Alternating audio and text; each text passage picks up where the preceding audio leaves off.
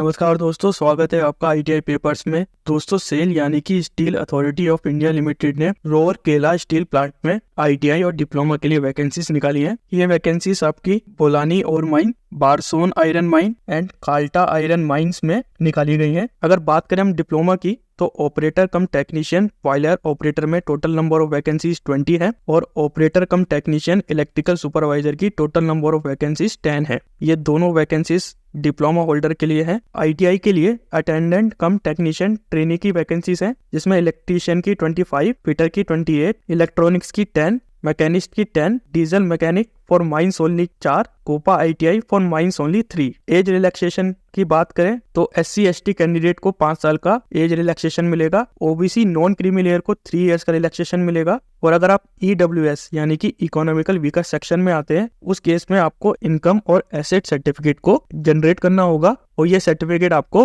Form fill up के time upload भी करना होगा। अगर आप फिजिकली डिसेबल्ड हैं तो जनरल कैटेगरी के लिए आपको 10 ईयर की एज रिलैक्सेशन मिलेगी। SC ST में आपको 15 ईयर्स की एज रिलैक्सेशन मिलेगी। ओबीसी नॉन क्रीमी लेयर को 13 ईयर्स की। इनकेस आप ओबीसी क्रीमी लेयर में आते हैं और आप फिजिकली डिसेबल्ड हैं तो आपको वही जनरल कैटेगरी की 10 ईयर का एज रिलैक्सेशन मिलेगा। एलिजिबिलिटी क्राइटेरिया की बात करें, ऑपरेटर कम टेक्नीशियन बॉयलर के लिए आपकी जो एज होनी चाहिए मिनिमम 18 होनी चाहिए, मैक्सिमम 30 ईयर होनी चाहिए। और इसमें जो आपको क्वालिफिकेशन चाहिए 10th pass out with 3 year of full diploma, यानी कि आपका डिप्लोमा कंप्लीट होना चाहिए। और डिप्लोमा की जो ट्रेड हो सकती है वो मैकेनिकल हो सकती है, इलेक्ट्रिकल हो सकती है, केमिकल हो सकती है, पावर प्लांट हो सकती है, प्रोडक्शन हो सकती है एंड इंस्ट्रूमेंटेशन इंजीनियरिंग हो सकती है। और इसमें एक और इम्पोर्टेंट पॉइंट है, आपके पास first class boiler attendant certificate होना अनिवार्य है। वहीं operator cum technician electrical supervisor में जो आपकी एज लिमिट है वो 18 to 28 ईयर है। इसमें भी आपका सेम 10 + 3 ईयर का फुल टाइम डिप्लोमा होना चाहिए और आपके पास एक वैलिड इलेक्ट्रिकल सुपरवाइजिंग सर्टिफिकेट होना चाहिए। एंड इसमें जो आपको सेकंड रिक्वायरमेंट है, आपके पास मिनिमम 1 साल का पोस्ट क्वालिफिकेशन एक्सपीरियंस होना चाहिए, जो कि आपका STLT सिस्टम,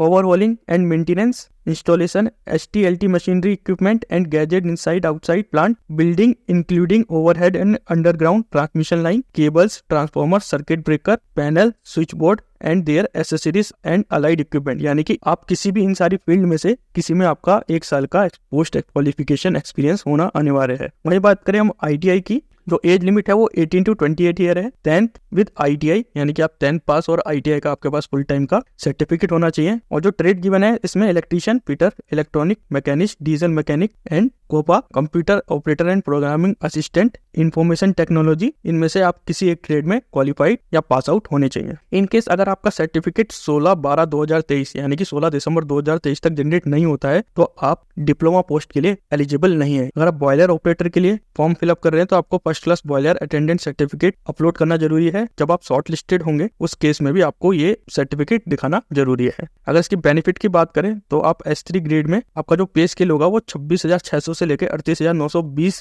तक होगा। इसमें आपकी basic pay, industrial dearness allowance, perquisites under cafeteria approach and other allowance, contributory PF, gratuity as per gratuity etcetera, free medical treatment, ये सारे बेनिफिट आपके साथ इसमें इंक्लूड होंगे। अगर हम अटेंडेंट कम टेक्नीशियन की बात करें तो इसमें आपको 2 साल की ट्रेनिंग प्रोवाइड की जाएगी और फर्दर ये 2 साल तक और एक्सटेंड करी जा सकती है। ड्यूरिंग फर्स्ट ईयर आपको 12,900 रुपए मिलेंगे और सेकंड ईयर आपको 15,000 रुपए मिलेंगे। इसमें भी आपको free medical facilities, leave etcetera provide करी जाएगी। जब आप ट्रेनिंग को सक्सेसफुली कंप्लीट कर लेंगे उस केस में आपका ग्रेड S1 हो जाएगा, जिसमें आपका पे स्केल 25 से लेकर 35,000 रुपीज तक हो जाएगा। और जो टोटल CTC बनेगा दोस्तों S3 ग्रेड के लिए वो 10.4 लाख बनेगा। ये आपका रोड CTC है, यानी कि इसमें लोकेशन बेस्ड अलाउंस और कैटेगरी स्पेसिफिक अलाउंस ऐड नहीं करा गया है। सेम S1 में 9.9 लाख रुपीज का अप्रोक्स CTC बनेगा। इसमें भी आपका लोकेशन बेस्ड अलाउंस और कैटेगरी स्पेसिफिक अलाउंस को ऐड नहीं करा गया है। अगर हम सिलेक्शन की बात करें, सिलेक्शन प्रोसीजर क्या होगा,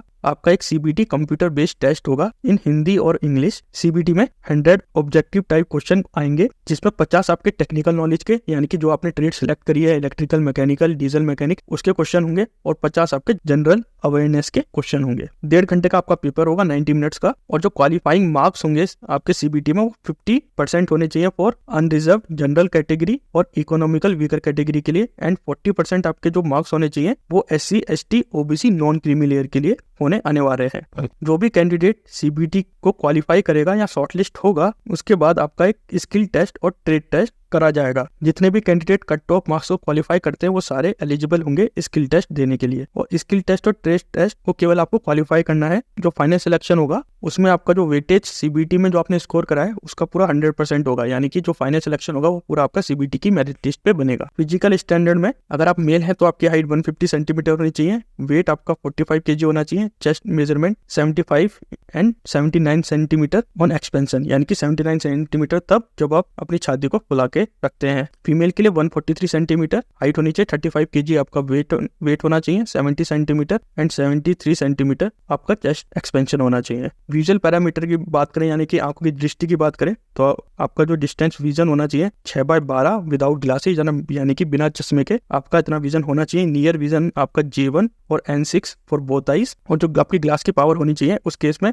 +-4 से ज्यादा एक्सीड नहीं करनी चाहिए। अगर आप कलर ब्लाइंड है तो उस केस में आप डायरेक्टली डिस्क्वालीफाई हो जाएंगे। तो इस चीज का आप ध्यान रखना कि आप कलर ब्लाइंड ना हो। और जो आपकी सुनने की क्षमता होनी चाहिए वो आपकी अराउंड 30 dB होनी चाहिए, यानी कि 30 डेसिबल तक आप इजिली सुन सके किसी भी साउंड को। एप्लीकेशन फीस में अगर आप OBC EWS कैंडिडेट हैं तो 500 रुपीज आपको पे करने पड़ेंगे। जनरल कैटेगरी भी इसमें इंक्लूडेड दोस्तों। और अगर आप बात करें SC ST PWD और ESM यानी कि एक्स सर्विसमैन, तो उस केस में आपको 150 रुपीज पे करने हैं। ये डिप्लोमा की बात हुई। ITI के लिए आपको 300 रुपीज पे करने हैं। और general OBC and EWS SC ST physically disabled और ESM के लिए आपको 100 रुपीज पे करने हैं। कंप्यूटर बेस्ड टेस्ट आपका डिफरेंट सिटीज में होगा। वो सिटीज हम जब हम फॉर्म को फिलअप करेंगे उस टाइम देख लेंगे कि कौन कौन सी सिटीज आपकी अवेलेबल है। ये इसकी ऑफिशियल वेबसाइट है जिससे हमें फॉर्म फिलअप करना है। फिलहाल अभी फॉर्म फिलअप की जो डेट है वो 20 नवंबर है, तो आप 20 नवंबर से फॉर्म फिलअप करना स्टार्ट कर सकते हैं। बाकी ये सारा फॉर्म फिलअप का प्रोसीजर है जिसको